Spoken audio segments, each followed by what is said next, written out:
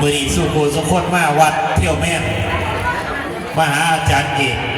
เป็นเศรษฐีสุขคนเด้อมือนี้เด้อเป็นเศรษฐีสุขคนเด้อไม่ออกเด้อพระอยากเป็นเศรษฐีให้สาธุดังๆใครอยากหมดหนี้สาธุดังๆใครอยากรวยสาธุดังๆบ่ต้องเห็นยังสาธุเอาเด้อบ่ต้องเห็นการเห็นงานสาธุเอาอย่างเดียวเอาตั้งใจเห็นตั้งใจใส่บาตร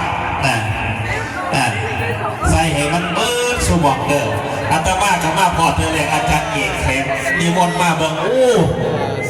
เชื่อทีแล้วคนฟังเราเนี่ยกับเมื่อก่อนโยมบ้านเธอเนี่ยเห็นโยมไหลแห้งตักบาตรสามท่านกระทั่งวันสิถามว่าคือตั้งบาตรไหลมองเท่ว่าสัตว์มาเบิ่งแล้วโยมพระสวดมนต์แล้วยังตักบอลแล้วคนหลายร้อยเทวดาหลายพัน16สั้นฟ้า15สั้นดิน14สั้นบาดาลมาอนุโมทนา16ชั้นฟ้า15ชั้นดิน14ชั้นบาดาลโยมกับตักไปเด้อทั้งหน้าทั้งหลังเนี่ยก้อนให้นี่ต้องเพ่นใจให้ดีเด้เพื่อนว่าเพ่นใจให้ดีให้ยิ้มยิ้มดีปีดาตอนให้คือกันต้องยิ้มเยี่ยมแจ่มใสม้วนเฮ็ดนาบูดนาบึ้งดิ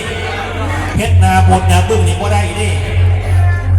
เฮ็ดนาคือแมงลังน้ำนี่ก็บ่ได้ดิเฮ็ดแมงมันก็บ่ได้ดิเขาต้องจิตใจยิ้มแย้มแจ่มใสไปทางใดก็ยิ้มใส่กันไว้ยิ้มไว้ไม่ทุกข์สนุกดีเหมือนว่าฉะนั้นนี่โยม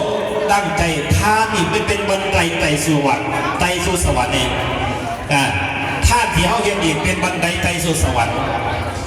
บางคนว่าโอ้ขน้อยก็ให้ท่านดอกสิไปนั่งสมาธิไปนั่งสมาธิก็จะเข้าได้ป่ะเนี่ยพุทเธอ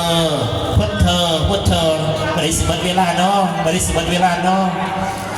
เป็นจะสั้นได้บาทนี่เจ็บหลายเนาะไปนั่งสมาธิโอ้คือเจ็บขาเทียนเนาะเจ็บแขนเทียนเนาะบอกไปส่วนเจ็บบาทโอ้ได้เห็น